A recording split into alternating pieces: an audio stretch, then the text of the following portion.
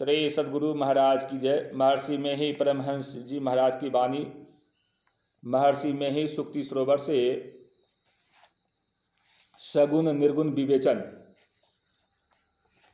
गोस्वामी तुलसीदास जी केवल मोटी ही भक्ति में नहीं थे।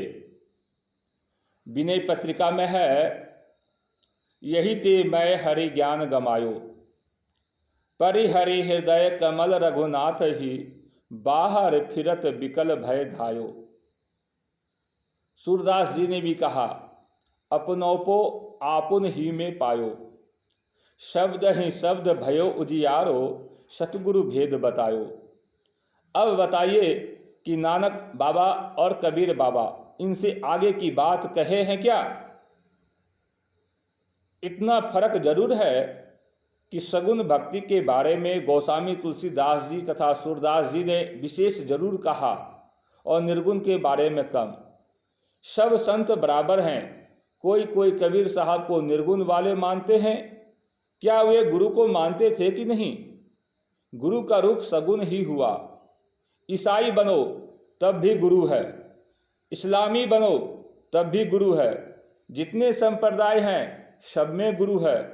ईश्वर को नहीं मानने वाले नास्तिक को भी गुरु है। जब से लोगों ने गुरु को मानने की प्रतिष्ठा में कम स्थान दिया है, तब से लोग भूले गुरु सगुण ही है। कबीर साहब कहते हैं, मूल ध्यान गुरु रूप है, मूल पूजा गुरु पाँव, मूल नाम गुरु वचन है, मूल सत्य सतभाव। गुरु नानक साहब ने कहा, गुरु की मूर्ति मन में ध्यानो। ये सब कैसे बिल्कुल निर्गुण वाले हो गए? जब प्रार्थना सगुण उपासना है। जितने संत हुए किसी न किसी तरह से सगुण उपासना करके ही निर्गुण तत्व को प्राप्त किए हैं। तमाम संसार के विश्वविद्यालयों का पाठ समाप्त करके आवे, निर्गुण बोल नहीं सकते। निर्गुण शब्द जिह्वा पर नहीं आ सकता। कबीर साहब जी, गुरु नानक देव जी, दादू दयाल जी महाराज गुरु को अवश्य मानते हैं, पर गुरु से भिन्न कोई दूसरा इष्ट सगुण रूप में नहीं लेते। ऐसे ही गुरु बिना इनके चलते नहीं। गुरु अवश्य मानते हैं। तुलसीदास जी भी गुरु मानते हैं और एक इष्ट देव भी श्री राम को मानते हैं। इसी तरह से सूरदास जी, ऐसे और कितने महात्मा लोग, और गुरु नानक और कबीर साहब के अनुकूल भी कितने महात्मा लोग केवल गुरु। वहाँ सगुण रूप में श्री राम, श्री कृष्ण या भगवान शिव या देवी माइया, और इनको सगुण रूप में गुरु साहब तो एक है। सगुण रूप में गुरु ही गुरु, गुरु ही गुरु। तो यह सगुण रूप से निर्गुण रूप तक कबीर साहब भी जाते हैं, तुलसीदास जी भी जाते हैं, सूरदास जी भी जाते हैं। निर्गुण का अर्थ है जिसमें गुण नहीं है। गुण कहते हैं विशेषण को या तारीफ को। यह एक अर्थ है। किसी में किसी तरह की खूबी होती है, भलपन होता है, तो उसी खूबी और भलपन को उसका गुण कहते हैं। इसी को विशेषण भी कहते हैं। यह ऐसी चीज है कि इसके बिना कोई रह नहीं सकता, किसी की स्थिति नहीं रह सकती। कुछ न कुछ विशेषण सब में होता है, चाहे वह और कुछ न जाने, कुछ कहकर जिस नाम से जिसको पुकारे वह उसका विशेषण है। बहुत दिन हुए मैं पश्चिम में घूम रहा था, हाजीपुर पहुंचा। मेरा पहरावा ऐसा था कि कुछ लोग मुझको मुसलमान फकीर समझते थे। एक मुसलमान भाई ने मुझको आदर से बुलाकर पूछा, आपकी तारीफ क्या है? मुसलमानों में उनकी भाषा में उनके नाम के बदले तारीफ पूछते हैं। मुझसे उन्होंने कहा, आपकी तारीफ क्या है? मैं चकित हो गया। मैं नहीं जानता था, मैं समझ न सका। फिर उन्होंने मेरा नाम पूछा तो मैंने बता दिया। तो बिना नाम के संसार में किसी की स्थिति नहीं है। जितने लोग संसार में हुए हैं होंगे सभी सगुण हुए हैं, निर्गुण कोई नहीं। ईश्वर कहिए ईश्वर कहने से ही गुण हो गया, इसलिए ईश्वर भी सगुण है और पदार्थों में भेद है। स्थूल सूक्ष्म आदि का भेद भी तारीफ है, सब सगुण है। क्या जड़ पदार्थ, क्या प्राण युक्त पदार्थ बिल्कुल के बिल्कुल सगुण है। ज्ञान के उत्कर्ष में ज्ञान का थोड़ा भी उत्कर्ष होने से समझ में आता है कि संसार में तीन शक्तियां हैं, उत्पादक, पोषक और विनाशक। कोई भी वृक्ष उत्पादक शक्ति से निकलता है, उसका पोषक शक्ति से पोषण होता है और विनाशक शक्ति से विनाश भी होता है।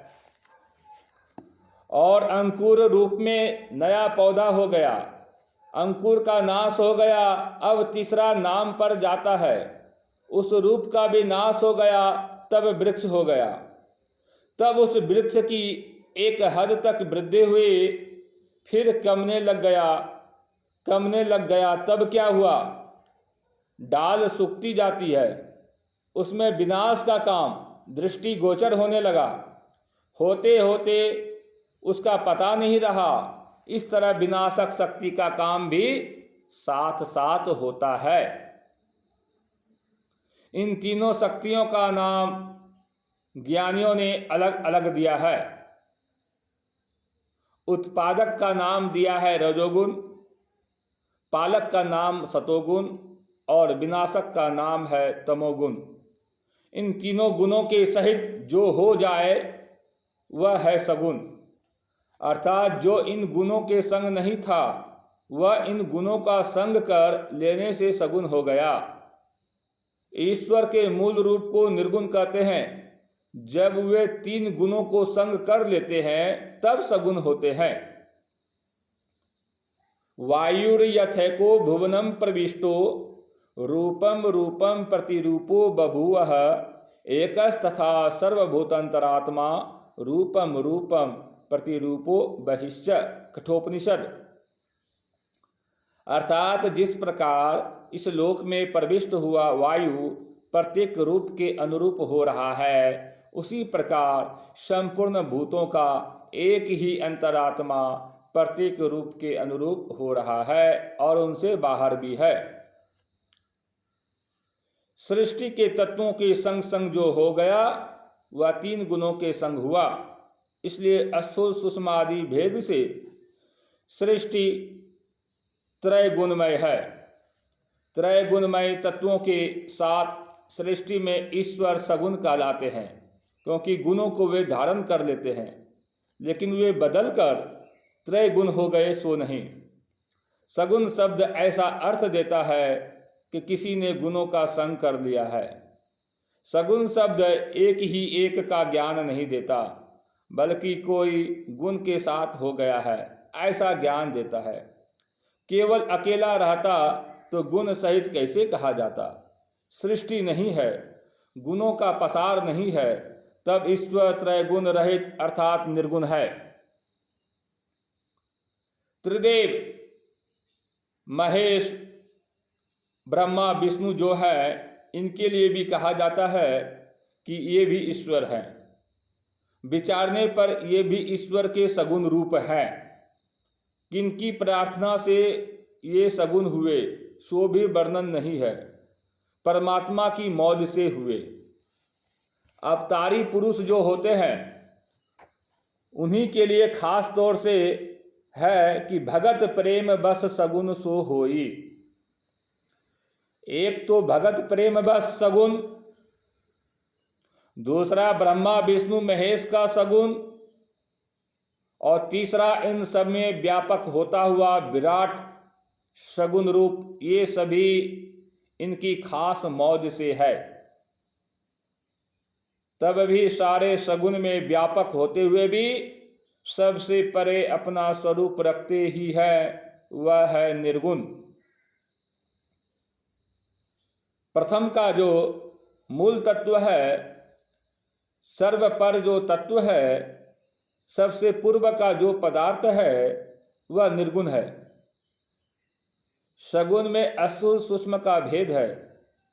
सगुण में साकार निराकार का भेद है और दृश्य अदृश्य का भेद भी है। साकार भेदों में भी व्यक्त और अव्यक्त है। जैसे तुरीय अवस्था में पहुँचो तब जो देखो सो सगुण है, लेकिन 3 अवस्थाओं में रहने वाले के लिए अव्यक्त है। इन बातों की जानकारी चाहिए। केवल निर्गुणिया और सरगुणिया कहकर फिरना और साधना करके जानना नहीं, विद्वानों के लिए यह उचित नहीं जचता। साधना करके जो ज्ञान होता है उनमें वे नहीं हैं, और वचस ज्ञान में बहुत पारंगत हैं। उनकी बड़ी तारीफ भी होती है, लेकिन मैं कहता हूँ उनको यह ज्ञान भी हो जाए तो सोने में सुगंध है। लोग समझते हैं कि गोस्वामी तुलसीदास जी बाहर बाहर भक्ति करते थे। हमारे देश के साहित्यिकों ने लिखा है कि गोस्वामी तुलसीदास जी और सूरदास जी सगुनिया भक्त थे। मैंने कहा इन्होंने खूब समझा है। अरे कोई केवल सगुनिया भक्त और कोई केवल निर्गुनिया भक्त नहीं होता। संतों के साहित्य को पढ़ो, उनके पारिभाषिक शब्द को भी जानो। व्याप्य सगुण है तथा जो व्यापक है वह निर्गुण है। ईश्वर उपासना में पहले सगुण भाव चाहिए, बाद में निर्गुण। कितने कहते हैं कि कबीर साहब, गुरु नानक साहब आदि सगुण रूप नहीं मानते थे। उनको जानना चाहिए कि केवल दासरथी राम को मानना ही सगुण नहीं है। कृष्ण रूप, देवी रूप, शिव रूप, गुरु रूप, ये सब क्या सगुण नहीं है? अचर चर रूप हरि सर्वगत सर्वदा बसत इति वासना धूप दीजे। सर्वगत रूप जो है उसका भी ज्ञान होना चाहिए, चाहे कोई भी इष्ट हो। सगुण का भी ज्ञान होना चाहिए और सगुण में जो व्यापक है उनका भी ज्ञान होना चाहिए। यही राम के भजन का तरीका है। दोनों को पहचानो।